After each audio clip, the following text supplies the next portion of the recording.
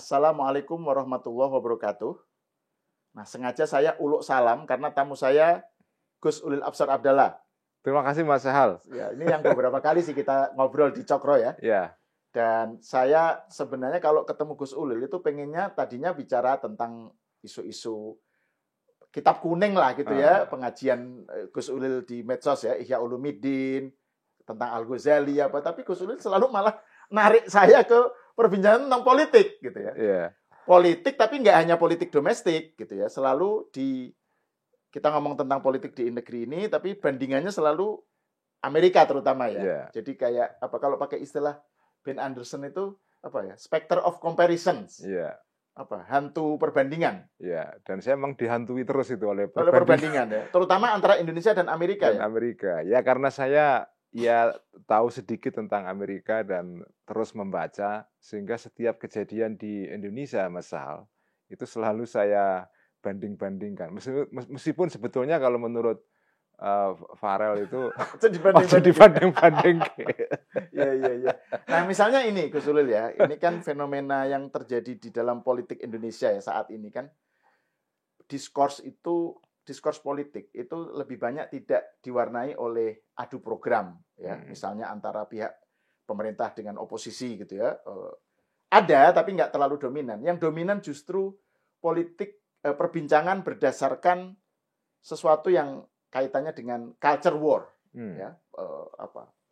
Kalau istilahnya Hasan Nasbi itu cognitive warfare. Perang berdasarkan basisnya itu adalah sesuatu yang siapa kita versus mereka gitu ya, soal identitas macam-macam, dan ujung-ujungnya itu cancel culture gitu. Misalnya yang kita lihat misalnya sekarang ini ramai soal ijazah Pak Jokowi gitu ya. Keaslian ijazah Jokowi dipertanyakan bahwa ini palsu dan muaranya kan pengen bilang bahwa Jokowi itu bohong gitu. Misalnya kayak gitu, itu rame. Terus yang kedua soal beberapa waktu lalu ada semacam mungkin semacam mobilisasi untuk menyudutkan, mempersekusi kelompok atau orang yang mendukung 02. Jadi influencer, aktor, terus public figure yang mendukung 02 itu dianggap sebagai komplisit, ya, ikut bersalah dan harus didata, diidentifikasi siapa aja, usahanya, kerjaannya apa aja. Ini adalah didoxing gitu. Jadi itu yang terjadi gitu. Dan ini kan bukan khas Indonesia ini ya. Jadi ini sesuatu yang juga terjadi di luar lain, di Amerika gitu misalnya yang. Dan saya ingat Gus Ulil pernah bikin thread di X ya tentang cancel culture itu ya. Itu kan waktu itu soal transgender ya. Soal bagaimana J.K. Rowling diserang karena men-challenge wokeism gitu misalnya ya. Nah, ini saya ingin mendapat penjelasan dari Gus Ulil tentang fenomena di Indonesia tapi dikaitkan dengan perbandingan dengan yang terjadi di negara lain. Ya, memang fenomena media sosial yang sekarang ini memainkan peran cukup menonjol di dalam percakapan politik di mana saja, bukan hanya di Indonesia, di Amerika, di Eropa Barat, juga di dunia Arab.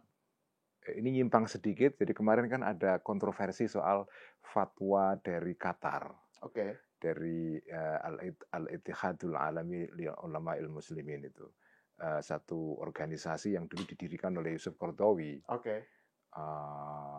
Persatuan Ulama Dunia Islam. Mereka kan bikin fatwa menyerukan semua negara-negara Islam supaya jihad melawan Israel. Oh iya betul. Kemudian fatwa ini ditanggapi oleh Darul Ifta di Mesir. Darul Ifta kira-kira mengcounter lah. Ya kalau ngajak jihad itu nanti dulu. Jihad itu tidak bisa dilaksanakan oleh pihak swasta, harus ada otoritas resmi. Nah ini fatwa ini juga sama di Timur Tengah sekarang ini jadi bahan perbincangan yang luar biasa. Kebanyakan mereka pro fatwanya Qatar ini, karena kan ya keras terhadap Israel ya. Nah banyak yang membuli Darul Ifta ini. Jadi ini memang fenomena media sosial bagi saya itu menarik sekali. Meskipun saya memang ya kadang-kadang jengkel dan ya pernah dibully juga di media sosial ini. Bukannya sering? Ya, sering. Terakhir soal itu, soal ijazah Pak Jokowi. Tentang ijazah Jokowi. Pak Jokowi, kan? Saya mendukung upaya untuk membawa ini ke ranah hukum ya. Saya dukung usaha Pak Jokowi itu dengan tim lawyernya itu. Nah, tapi gini Mas Sahal ya, memang percakapan media sosial terutama di X ini itu bagi saya ya menjengkelkan tapi juga menyenangkan karena menggambarkan suasana hati publik langsung ketika itu spontan ini, nggak ada proses editing atau kurasi dari pihak Pemret atau redaksi gitu loh. Ya apa what you see what you get kan. Itu yang di media sosial sekarang ini. Nah, tetapi memang kita juga perlu mengkritik beberapa tendensi di sana, antara lain cancel culture itu. Jadi cancel culture ini gejala yang di mana-mana. Di Amerika terutama paling kelihatan sekarang ini. Jadi mungkin teman-teman yang belum belum tahu mengenai gejala ini ya. Jadi cancel culture itu intinya adalah kalau kita berbeda pendapat atau orang lain berpendapat beda dengan kita, maka orang lain itu kita persekusi, kita kita buru, kita tutup haknya untuk bisa berbicara, dirush ya, dilaporkan supaya dia disuspend akunnya kayak gitu-gitulah. Metode cancel culture mengcancel orang itu macam-macam. Dari mulai yang paling ekstrim, misalnya di Amerika ataupun di Eropa itu ada orang yang gara-gara nge-tweet dia kehilangan pekerjaan. Kehilangan pekerjaan, ada orang yang nge-tweet bahkan didatangi polisi. Itu di Inggris beberapa kali itu ada kejadian orang nge-tweet kemudian polisi datang karena dianggap tweetnya bisa menimbulkan hate speech ya. Nah, jadi sekarang di sini juga kita menyaksikan itu cancel culture ini. Dulu di zaman Orba yang meng-cancel itu negara. Sekarang ini yang meng-cancel sesama masyarakat kan. Sesama anak bangsa. Sesama anak bangsa meng-cancel satu dengan yang lain terhadap yang lain karena pandangan politik yang berbeda. Nah, gejala terakhir yang menarik menurut saya adalah ya itu adanya cancel culture dari orang-orang yang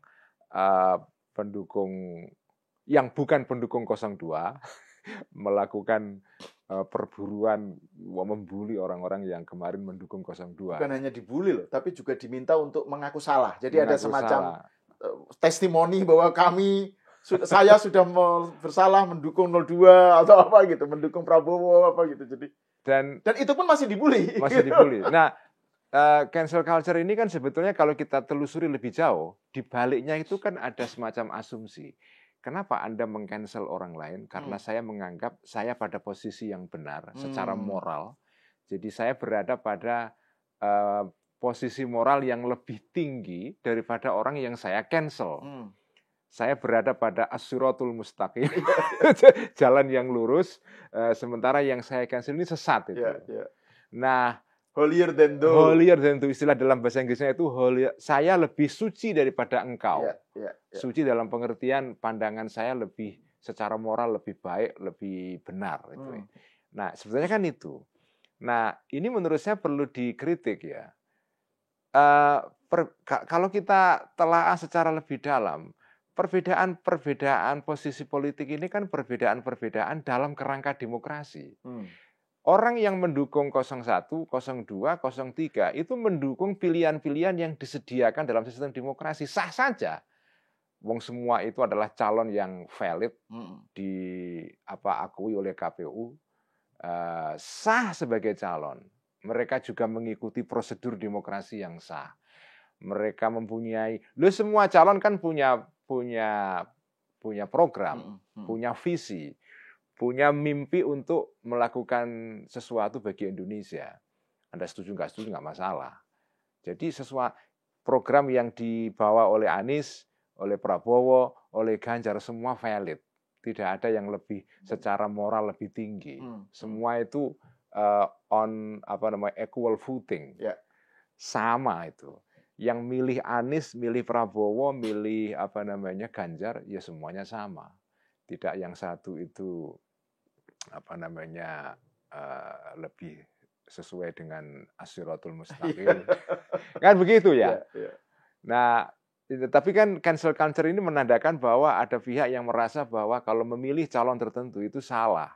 Ya bagaimana salah? Wong ini bukan memilih calon yang dipaksakan ke kita melalui jalan otoriter. Ini jalan demokrasi. Jadi semua pilihan-pilihan dalam demokrasi itu sah saja. Prabowo punya mimpi, Anies punya mimpi, Ganjar punya mimpi. Anda bisa mengkritik ya. Nah, yang saya baca dalam percakapan media sosial sekarang ini seolah-olah Prabowo ini jahat. Program-programnya najis. Nah, moralisasi politik seperti ini yang menurut saya perlu diingetin lah ya. Jangan gitulah. Ya ngapain gitu loh. Ya, ini milih pilihan yang sah kok. Ya, saya sendiri juga ada beberapa. Saya kan kemarin kritik Pak Prabowo juga soal Palestina kan. Betul. Saya anggap langkah Pak Prabowo usulan lah ya untuk evakuasi. Saya anggap itu blunder. Ya, saya kalau menganggap salah ya saya kritik kan. Saya kan bukan pada orang yang mendukung secara fanatik calon tertentu. Jadi semua calon itu punya mimpi tentang Indonesia. Mimpinya itu mimpi dalam kerangka sistem demokrasi. Nggak ada yang lebih mulia dan lebih rendah itu. Semua sama itu. Nah, bahwa Anda bisa mengetes idenya atau program atau mimpinya Prabowo ABC, oke saja, itu bagus bagi saya. Tapi yang terjadi kan enggak. Jadi seolah-olah Prabowo dengan program makan siang gratis itu wah ini kebijakan yang jahat itu kan. Ya kalau mau lebih kontroversial lagi soal undang-undang TNI gitu kan. Ya itu semua kan dibicarakan dalam kerangka sistem demokrasi. Gitu. Tidak ada paksaan itu. Orang bisa berbeda pendapat. Sekeras apapun bagi saya oke itu. Nah, kita dulu pernah belajar di dalam teori itu demokrasi itu pembawaannya adalah membuat orang moderat kan. Jadi proses demokrasi itu memoderatkan orang-orang yang semula ekstrim. Radikal, ya. Itu tesisnya Tocqueville. Tesisnya Tocqueville. Alexis de Tocqueville kan bilang bahwa inclusion memasukkan daripada di luar menjadi ekstrim, menjadi radikal, dimasukkan aja ke dalam sistem kompetisi sehingga membuat moderat. Gitu. Tesis-tesis itu sekarang kok agak problematis itu Mas Sahal ya. Misalnya juga dalam tapi ini agak menyimpang sedikit. Misalnya perdagangan itu dianggap juga akan membawa kebajikan, yaitu membuat orang tidak perang. Itu Montesquieu lah ya. Montesquieu itu kan dagang itu membawa peace. Membawa peace, perdamaian. Perdamaian. Ya. Tapi gejala terakhir perang tarif ini beda. Dan perang tarif di Amerika sekarang bukan saja antara Amerika dengan Cina, antara demokrasi dengan non-demokrasi, tapi juga antara demokrasi dengan demokrasi. Amerika dengan Eropa Barat, dengan Kanada. Sekarang juga lagi musuhan. Jadi sekarang ini ada dinamik yang bagi saya menarik. Nah, di dalam konteks media sosial, ini ada gejala yang seolah-olah atau di permukaan berlawanan dengan asumsi-asumsi yang kita baca itu. Pengamatan para ahli itu. Jadi demokrasi itu diasumsikan orang kalau memakai sistem demokrasi itu pelan-pelan akan mengalami moderasi. Contohnya dulu PKS, kan gitu kan? Ya. PKS dulu itu ya platformnya agak kanan jauh gitu kan, jauh dari pusat, gitu, jauh dari center gitu. Nah tapi kan pelan-pelan dia mengalami moderasi. Ya. Nah tapi kalau di media sosial enggak. Di media sosial itu yang terjadi adalah bukan moderasi. Di media sosial yang terjadi adalah makin ekstrim. Itu saya lihat di Amerika juga, di sini juga. Ya. Jadi gejala mengepush suatu posisi politik sampai ke titik terjauh. Itu menonjol sekali itu. Meskipun kalau di dalam kehidupan sehari-hari tidak begitu. kehidupan sehari kan tetap moderat, tetap artinya orang itu pakai common sense lah, pakai akal sehat kan. Tapi kalau di media sosial lain itu, suasananya adalah orang kepingin kepingin nimpukin orang lain yang beda pendapat sejauh-jauhnya. Nah ini mungkin juga ada pengaruhnya dari media yang dipakai ini, yaitu media sosial ini kan. Kata Marsha McLuhan kan, media adalah the message. The message. Sarana adalah pesan itu sendiri. Sarananya sendiri memang membuat orang itu bisa terdorong menjadi ekstrim memang. Makanya kalau kita lihat Indonesia dari X itu gelap betul. Iya benar. Kalau bangun pagi lihat X itu isinya saya tidak mau. Saya sekarang ini sudah salah satu cara saya hidup bahagia sekarang ini adalah membuka Twitter itu nanti setelah zuhur. Benar juga itu. Setelah ini ya. Makan siang lah. Sudah kita yang penting-penting udah dikerjakan. Dikerjakan semua ya, kita sudah selesai baru buka Twitter. Nah itu ya gejala pengekstriman. Itu kan kalau berlangsung pada satu pihak saja, terus kemudian dia lebih kuat, yang terjadi kan bullying ya, terus tadi cancel culture, dan yang kena korbannya kan misalnya entah delete akunnya atau minta maaf atau pokoknya hidupnya kemudian menjadi would not be the same lah, entah itu menderita atau usahanya tutup dan seterusnya. Tapi kalau yang ekstrim sama-sama kuat, itu kan saya nggak tahu gimana endingnya itu. Misalnya ada wokeism yang menyerukan tentang fluidity gender gitu misalnya ya. Terus Trump sekarang bilang gender itu hanya 2 gitu. Padahal Trump yang berkuasa sekarang kan gitu. Ini gimana terjadi? Misalnya saya nggak tahu apakah ini berkaitan ya. Misalnya keputusan Trump untuk tadi itu memotong anggaran beberapa universitas karena dianggap mempromosikan DEI, diversity, equity, and inclusion itu yang itu juga bagian dari culture war gitu kan. Nah ini artinya di sisi ini bisa menjadi wokeism, tapi di sisi ini yang sini juga bisa menimbulkan reaksi ekstrim kebalikannya gitu. Nah itu di Amerika itu kita menyaksikan contoh di mana keekstriman di media sosial atau di dalam percakapan media sosial, terutama X di sini, itu berbanding lurus dengan dinamik politik real di lapangan. Jadi di Indonesia menurut saya belum sampai ke level itu. Di Indonesia itu yang kita saksikan adalah percakapan di media sosial lebih ramai dari kenyataan sehari-hari. Kenyataan sehari-harinya sebetulnya tidak seserius seperti yang ada dalam percakapan media sosial itu. Tapi kalau di Amerika enggak. Di Amerika itu apa yang terjadi di media sosial justru merupakan refleksi dari keekstriman yang terjadi betul di dalam kehidupan sehari-hari. Misalnya cancel culture yang terjadi karena isu misalnya tadi itu diversity, equity, and inclusion. Ini salah satu ideologi yang dibawa oleh kaum progresif kiri di Amerika untuk tujuan awalnya bagus, yaitu untuk mengoreksi ketidakadilan struktural dalam masyarakat Amerika karena rasisme. Dengan program DEI ini, kemudian kantor-kantor swasta maupun negeri, ketika mereka melakukan hiring, rekrutmen karyawan, itu harus ada persentase tertentu bagi orang yang non kulit putih. Ada yang kulit hitam, orang Asia, Hispanik, perempuan, transgender, orientasi seksual yang lain. Itu semua harus dikasih itu. Semua dikasih jatah semua. Kalau nggak dipenuhi, nggak bisa. Indeksnya turun. Ya. Indeks DI-nya turun atau ada indeksnya namanya ISG. Kalau indeksnya turun, kamu tidak bisa mengakses pendanaan. Karena kamu ketika utang bank itu dilihat dulu, diteliti indeks DI atau ISG-nya. Jadi ini luar biasa. Nah ini membuat marah orang-orang. Ini praktek beneran terjadi dalam kehidupan sehari-hari dan menimbulkan kemarahan bagi kaum kulit putih. Karena mereka menganggap DEI sebetulnya adalah praktek rasisme yang berbalik.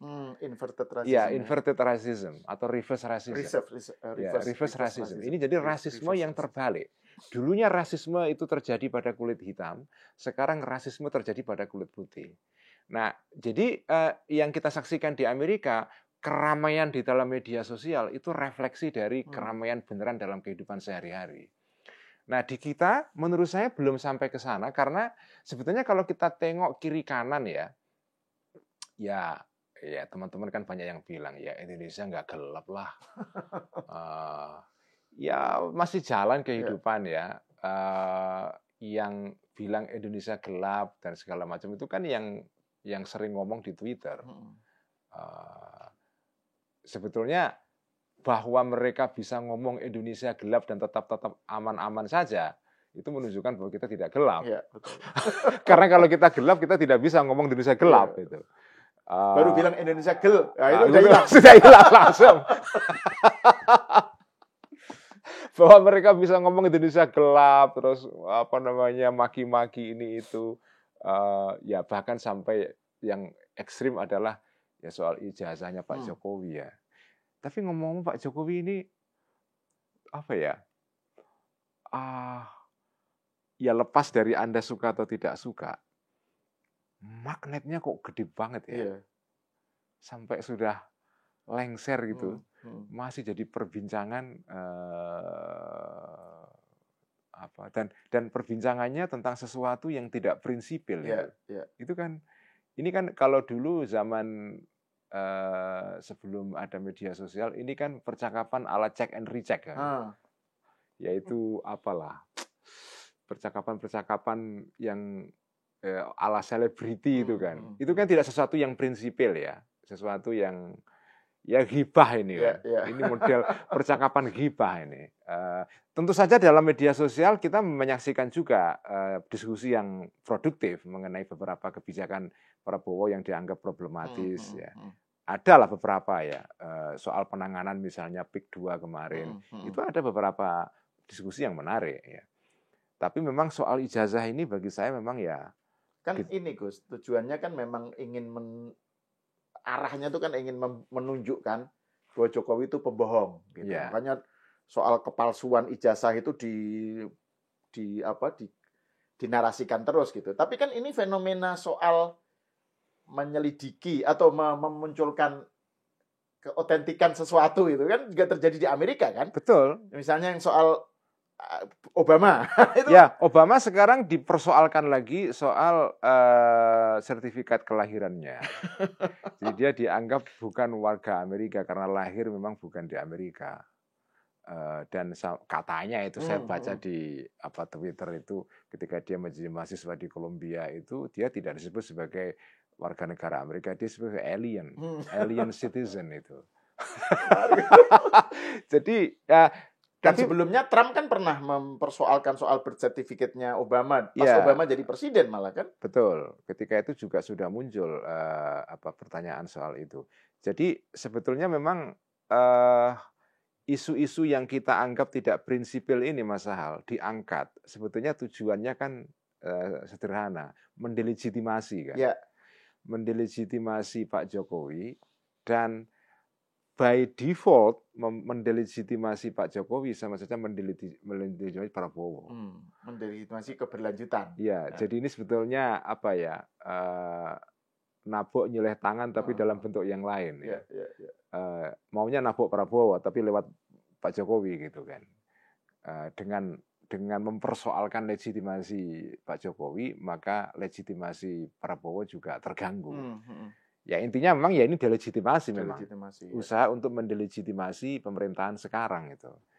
Dan memang ruang untuk melakukan itu terbuka secara lebar di di media sosial ini. Ya. Dan itu Gus, kalau dalam konteks Amerika kan tadi Gus Ulil bilang bahwa di Amerika itu apa yang terjadi di medsos itu refleksi dari polarisasi yang terjadi di masyarakat gitu ya. Misalnya kasus Obama sekarang dipersoalkan lagi soal otentisitasnya itu tadi Gus Ulil bilang kan itu ada kaitannya dengan sebelumnya ada serangan terhadap Tesla dan seterusnya. Bisa dijelaskan lagi nggak itu? Jadi ini kan lebih kompleks gitu. Kasusnya Obama ini lebih kompleks, tapi isunya hampir mirip soal otentisitas. Gitu. Ya, Obama itu dianggap sebagai presiden yang masih punya pengaruh besar terhadap dinamika politik di Amerika setelah dia lengser, terutama di era Biden kan. Dan dia juga masih berpengaruh di Partai Demokrat sampai sekarang ini. Jadi kalau dilihat Partai Demokrat, menurut orang-orang yang anti Partai Demokrat ya, Partai Republik, sebagian dari pendukung Partai Republik yang disebut dengan kaum MAGA, Make America Great Again itu. Jadi di mata mereka, Partai Demokrat dibaliknya ya dua orang, Obama dan Hillary Clinton. Nah, kemarin ada peristiwa yang menghebohkan di Amerika, demonstrasi di hampir seluruh di Amerika memprotes Elon Musk dan melakukan vandalisme terhadap mobil listrik Tesla. Jadi baret, digores dengan paku atau dengan kunci atau apa. Ya intinya vandalisme. Ada yang membakar segala. Ada yang membakar bahkan dealer mobil Tesla. Nah, vandalisme ini ya reaksi terhadap situasi real memang, karena Elon Musk kita tahu memimpin departemen yang melakukan efisiensi, dan dia melakukan efisiensi menggila-gilaan dan sampai kepada pembubaran USAID. Bayangkan, kita nggak membayangkan loh, USAID kok bubar. VOA Pak Sahal. VOA. Dibubar kan. Saya jadi Nadia Majid. Ini saya punya grup yang di situ ada Mbak Nadia Majid ya. Mbak Nadia ini putrinya Cak Nur yang bekerja di VOA. Kasihan sekarang semua karyawan VOA sekarang di layoff, di PHK. Bukan di PHK, diistirahatkan tetap dibayar. Sampai sekarang mereka lagi petisi ke pengadilan untuk mengkontes keputusan Trump ini. Nah, jadi percakapan di media sosial refleksi real dari polarisasi yang ada di masyarakat. Di Indonesia menurut saya polarisasi sosial menurut saya nggak terlalu ya. Kalau kita ketemu orang ini biasa-biasa aja. Kalau di Amerika tadi kembali ke soal Tesla. Jadi kemudian ada kecurigaan bahwa narasi tentang otentisitas cyber sertifikatnya Obama ini terkait dengan kasus itu. Jadi karena dianggap di balik protes-protes ini menurut protes terhadap Tesla tadi vandalisme terhadap Tesla ini itu dibiayai oleh Partai Demokrat. Melalui satu yayasan ya, yang dimiliki oleh Partai Demokrat itu. Jadi ini ada upaya untuk melakukan vandalisme didukung oleh partai resmi. Ya ini memang problematis ya, tapi kita nggak tahu. Ini narasinya begitu. Narasinya begitu. Nah, kalau tadi Anda kan menyebut Hasan Nasbi. Dia punya istilah yang menarik, cognitive warfare, ya. Perang kognitif. Perang kognitif.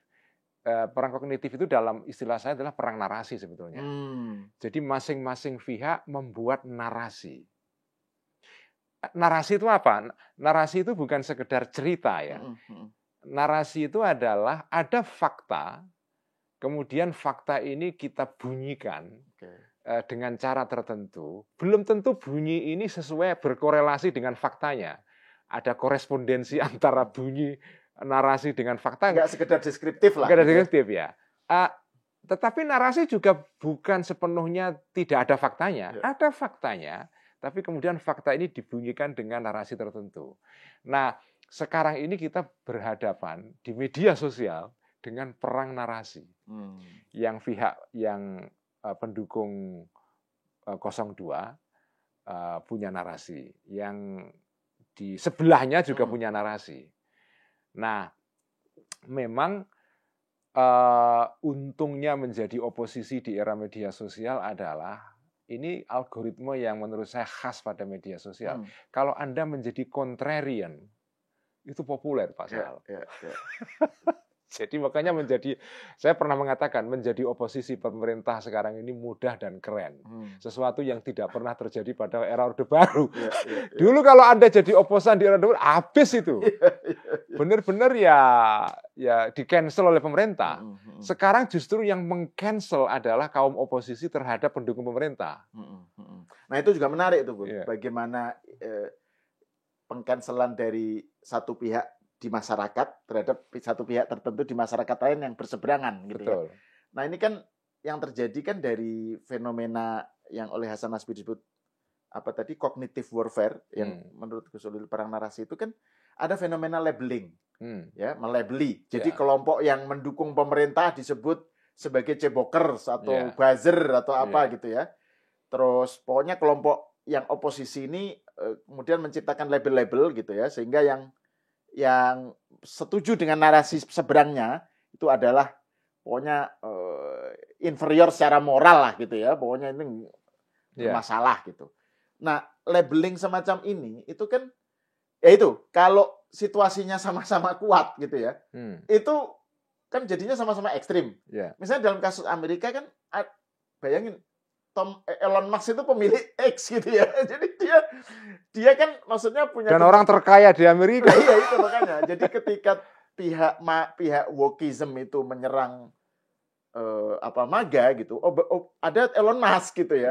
Kalau di dalam konteks Indonesia domestik kan kelihatannya yang selalu tersudut kan pendukung 02 yang sebenarnya adalah mayoritas pemenang pemilu gitu. Betul, tapi kan selalu kayak nggak punya suara yang dianggap kredibel. Saya kira salah satu masalahnya atau salah satu sebabnya adalah tadi itu algoritma media sosial itu memberikan kedudukan yang lebih terhormat bagi orang-orang yang contrarian, yang kontra. Kalau Anda kontra pemerintah itu keren. Sekarang ini kan kalau Anda menjadi suara Anda itu pro pemerintah, itu kan Anda tidak layak lagi disebut sebagai intelektual yang kredibel. Betul. Itu juga terjadi juga itu kan. Jadi intelektual yang kredibel harus contrarian. Nah itu juga Pak Patut dipertanyakan dari mana kaidahnya kok bisa begitu. Apakah itu bisa dipertahankan asumsinya? Itu mungkin timbul dari sebuah situasi di mana kekuasaan itu identik dengan otoriter, represi. Dulu ya. Iya, itu makanya. Terus kalau intelektual yang mendukung rezim semacam itu, dia kan ulama sok lah gitu atau melakukan pengkhianatan. The treason of intellectual. Treason of intellectual itu. Sementara kalau dalam konteks demokrasi kan ini pendukung 01, 02, 03 ini kan sama-sama mendukung calon yang punya potensi untuk berkuasa kan kalau menang. Betul. Jadi arena politiknya sudah berubah ya. Tetapi mindset yang beroperasi itu tampaknya masih seperti pada masa Orde Baru dulu. Jadi dianggap bahwa pemerintah itu identik dengan sesuatu yang tidak baik. Ya meskipun mereka tidak mengatakan begitu ya. Teman-teman yang kritis terhadap Prabowo ini tidak mengatakan begitu, tetapi dari cara mereka memproduksi narasi atau melihat narasi mereka kelihatan sekali bahwa seolah-olah pemerintah Prabowo ini ya seluruhnya jelek dan tidak ada baik-baiknya sama sekali. Jokowi juga begitu. Jadi menurut saya ini bermasalah karena ini dua orang ini Jokowi maupun Prabowo ini hasil dari proses demokrasi. Bisa setuju bisa enggak Anda terhadap tokoh-tokoh ini, Anda bisa setuju terhadap programnya atau tidak suka, tidak masalah. Tapi mereka ini adalah bagian dari sistem demokrasi yang sah. Mereka nyalon juga diotorisasi oleh KPU. Mereka punya program juga, ya programnya dikemukakan secara publik. Nah ini kan gini, ini kalau di Amerika salah satu argumen yang dikemukakan oleh Partai Republik atau pendukung MAGA terhadap para pengkritiknya. Mereka mengatakan begini, loh kemarin ketika kami memilih Trump itu, ya, karena Trump berjanji begini itu apa? Misalnya Trump berjanji bahwa nanti kalau saya akan terpilih, saya akan menutup perbatasan Amerika-Meksiko. Saya akan mengatasi masalah border. Kalau saya terpilih, saya akan melakukan sesuatu yang substantif melawan Cina, mengatasi masalah defisit perdagangan misalnya. Yang memang defisit perdagangan Amerika terhadap negara-negara lain, terutama Cina dan Eropa Barat, itu gede banget memang. Nah, saya kalau terpilih, saya akan menghentikan DEI. Kalau saya terpilih, saya akan melakukan semua itu dilakukan oleh Trump semua. Ya kami memilih memang untuk itu. Kalau dia melakukan itu ya sudah sewajarnya. Anda nggak setuju, monggo saja. Jadi kalau kita tarik ke dalam konteks Amerika, yang dilakukan Trump sekarang ini sesuatu yang demokratis. Anda boleh nggak suka masalah. Anda boleh nggak suka terhadap masalah perang tarif. Nggak masalah. Tapi itu yang dijanjikan Trump kemarin ketika dia running for the presidency. Kan gitu. Nah, ya dapat dukungan dan dukungannya mutlak. Sama dengan Prabowo di sini kan. Prabowo berjanji begini. Ketika dia jadi, ya dia melaksanakan programnya itu. Nah itu kan itu bisa diandaikan sebagai sesuatu yang terjadi dalam situasi normal demokrasi. Jadi kan kayak misalnya Republik dan Demokrat di Amerika itu kan kayak pendulum kan. Jadi misalnya yang Demokrat yang menang ya Republik harus ngakui, dan kalau ada kebijakannya yang nggak setuju dikritik aja kan. Dikritik aja. Tapi ya nunggu pemilu nanti lanjutan gitu. Jadi kayak pendulum aja, jadi Republik Demokrat gitu. Tapi semuanya dalam kerangka demokrasi. Nah, tapi kalau yang sekarang ini situasinya kan dengan adanya medsos itu kan sama-sama ekstrim nih, ya kan? Dan ada itu loh, perasaan holier than thou itu loh. Tapi lebih suci dari lawannya. Itu jadinya gimana? Tadi saya mengatakan bahwa gejala keekstriman ini memang gejala khas media sosial. Itu pertama. Tetapi kita tidak bisa mengingkari, terutama kalau dalam konteks di Amerika sekarang, keekstriman ini terjadi dalam kehidupan sehari-hari. Ada gejala ekstrim ini, misalnya soal perang tentang ideologi gender di sana itu kan, itu mah ekstrim sekali. Jadi orang-orang yang selama ini tuh tidak punya masalah dengan masalah gender, yaitu persisnya soal transgenderisme, ketika itu dipaksakan oleh para promotor ideologi ini, orang-orang yang semula tidak peduli menjadi peduli. Nah, sama juga di sini itu bisa terjadi hal begitu juga. Ketika Anda itu misalnya, masyarakat mungkin tidak terlalu peduli soal isu ijazah Pak Jokowi. Tapi begitu orang-orang yang benci Jokowi kemudian, saya kan nggak terlalu peduli masalah. Ketika diskusi soal ijazah ini itu terjadi, udah lama ini kan, saya kan nggak pernah komentar itu. Tapi begitu itu dipush terus-menerus, saya kan akhirnya jengkel. Saya kemarin tuh sadar ketika saya nulis tweet, saya dukung usaha Pak Jokowi untuk membawa ini ke ranah hukum. Itu karena saya jengkel aja. Ini apa sih orang ini?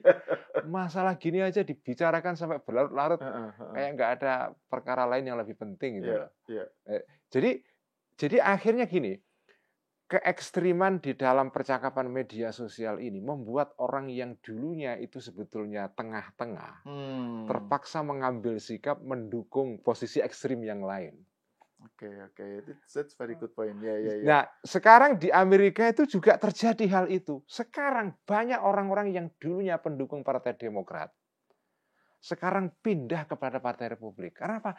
Loh, saya kok Partai Demokrat yang dulu saya dukung rasanya nggak begini deh. Ini kok jadi aneh itu. Ya, akhirnya mereka meninggalkan Partai Demokrat. Ini bukan partai yang selama ini saya kenal. Ini sudah sesuatu yang lain. Dan itu justru pokok isunya itu hal-hal yang culture ya, terutama ya. Kalau dulu biasanya kan ekonomi, identitas kan? Misalnya soal gender tadi itu, misalnya soal ras. Kalau nggak setuju dengan transgender disebut transfobia misalnya ya. Itu kan ada kekhawatiran di sejumlah negara bagian anaknya itu kemudian di sekolah-sekolah tertentu itu kan ada kayak kekhawatiran kurikulumnya itu terlalu diwarnai oleh transgenderisme kan gitu loh. Terus mereka jadi khawatir gitu kan. Jadi sekarang ini ya Trump dulu itu kan sebetulnya visi politiknya Demokrat. Tapi kalau Trump lain lah, dia ini kan politisi, dia bisa dukung apa saja yang menguntungkan dia. Tapi misalnya kayak Elon Musk. Betul. Elon Musk ini dulunya orang yang Demokrat. Dia sendiri tinggalnya di California. Artinya ya dia ini by default sebetulnya adalah orang yang visi ekonominya saya nggak tahu, tapi dia ini lebih condong kepada Demokrat lah. Tapi kemudian ketika isu ideologi gender muncul, anaknya sendiri jadi korban, dia kemudian sadar, ini bahaya ini. Kemudian dia berbalik kan. Jadi keekstriman itu membuat orang yang dulunya moderat terpaksa jadi ekstrim. Gitu. Sebetulnya ekstrimnya bukan karena dia itu percaya kepada ideologi ekstrim itu, tapi karena dia ingin mengimbangi saja. Ini kalau nggak diimbangi ya berbahaya gitu. Jadi makanya sekarang ini juga mungkin beberapa orang jengkel juga kan. Ini ngapain Pak Jokowi masih diudak-udak terus sudah nggak berkuasa gitu kan. Nah, malah justru bisa menimbulkan efek balik. Orang-orang justru malah tambah saake ya Pak. Kasihan sama Pak Jokowi kan. Jadi ya hati-hatilah Anda yang tidak suka dengan Pak Prabowo dengan Jokowi itu, jangan-jangan aksi Anda yang mengekstrimkan posisi Anda ini membuat orang yang dulunya sebetulnya tidak peduli malah jadi peduli, malah berbalik memusuhi Anda gitu. Dan itu yang dalam konteks Amerika itu struggle-nya tuh perangnya tuh real banget itu. Dan itu Gus Ulil ya, kembali ke soal fenomena cancel culture itu kan tadi Gus Ulil bilang bahwa itu ada kaitannya dengan moralisasi pilihan atau pandangan politik tertentu over terhadap yang lain gitu, yang pandangan saya lebih bermoral, lebih suci, dan pandangan kalian nggak suci gitu ya, atau kurang suci karena itu harus dibersihkan atau dipersekusi dan lain-lain. Tapi kan ada juga di kesempatan lain Gus Ulil menyatakan tentang istilahnya itu akidahisasi, pengakidahan terhadap pilihan politik gitu ya. Jadi kayak menganalogikan cancel culture ini dengan fenomena takfiri dalam agama gitu ya. Bisa dijelaskan lagi nggak itu? Menarik itu karena kan juga ada fenomena itu kan, mentakfirkan. Fenomena takfir itu kan pokoknya the other itu adalah sesat, kafir dan karena itu harus entah itu dikonversi untuk menjadi seperti mereka atau dimusnahkan gitu. Itu terlalu ekstrim kali ya. Tapi betul juga. Jadi memang cancel culture itu ada nuansa agama di dalamnya. Maksudnya nuansa agama itu di situ itu orang yang melakukan praktek cancel culture. Saya meng-cancel orang lain yang berbeda dengan saya. Itu memang di situ ada nuansa agama. Kenapa sampai meng-cancel? Lagi-lagi meng-cancel ini bentuknya banyak. Jangan dikira cancel ini sederhana. Cancel ini bisa serius sekali. Orang bisa kehilangan pekerjaan, profesor bisa gagal jadi dapat tenure, nggak dapat posisi. Itu gara-gara cancel culture ini juga terjadi. Nah, cancel ini itu di dalamnya ada nuansa agama karena yaitu orang yang mempunyai pendapat tertentu itu merasa dirinya ini pendapatnya kan kayak akidah agama gitu kan. Dia merasa benar. Bukan sekedar benar secara benar secara epistemologis ya, atau benar secara akademis. Benar dari sudut teknis. Ini ada masalah, solusinya begini, teknis kan? Bukan sekedar itu. Solusi saya ini bukan sekedar solusi teknis, ini solusi kosmis. Ini sesuai dengan kosmos, dengan the order of things. Kalau pakai istilahnya Foucault. Ini sesuai dengan tata dunia. Kalau Anda mau menyelesaikan masalah yang sesuai dengan hukum alam, ya ini. Wah, itu kan ya repot kalau orang sudah sampai ke level itu kepercayaannya tentang pendapatnya, Pak, dia nggak bisa lagi menerima perbedaan itu. Nah, tetapi ini yang menarik, demokrasi sekarang ini ke sana arahnya, Mas. Jadi kok kok beda dengan yang kita baca dalam buku-buku yang dulu yang ya misalnya ya tadi itu Tocqueville mengamati, tapi Tocqueville kan abad 19 ya. Iya. Tapi kan sebenarnya itu masih sering dipakai pandangan bahwa demokrasi itu membawa orang jadi moderat ya.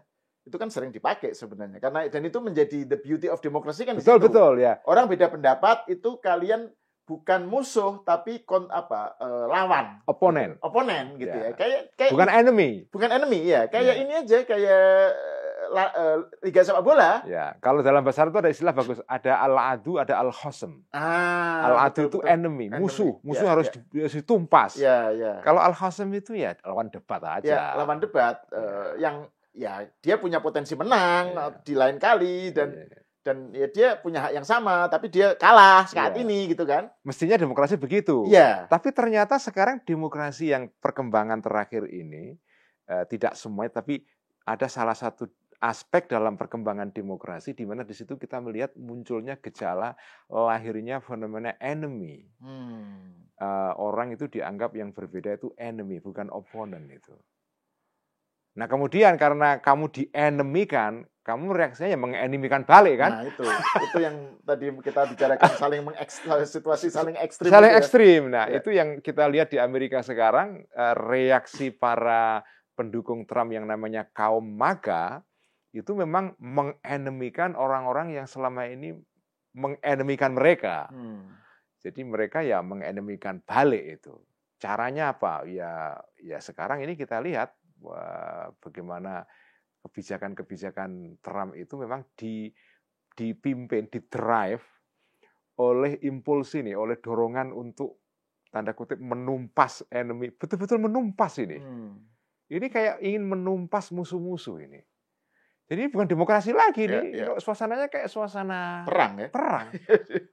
Jadi kalau kan siapa yang bilang Clausewitz atau siapa yang bahwa politik itu adalah Carl Schmitt, extension. Carl Schmitt ya. Bukan yang itu loh, bahwa politik adalah perang dengan cara lain gitu. Oh iya, Clausewitz. Ini sekarang ini politik itu ya perang yang sesungguhnya gitu ya. Iya, jadi ini kok lain. Karena ada pengenemian itu gitu. Pengenemian ya.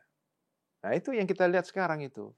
Ya di kita mungkin kadarnya belum. Dan situasi begitu kan yang menderita korbannya adalah akal sehat dari kedua belah pihak ya. Betul. Maksudnya common sense dari kubu yang berseberangan ini yang masih bertahan kepada pada wisdom atau kepada kepada akal sehat itu kemudian menderita karena yang satu ekstrim juga gitu. Jadi susah mengidentifikasi dengan dua kelompok ini. Jadi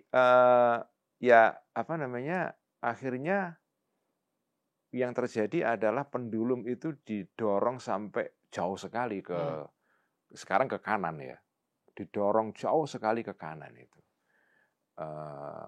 Nah sebetulnya kita pernah ngalami itu ketika pemilu presiden, ketika pilkada DKI 2017, kemudian pilpres tahun 2019 kan.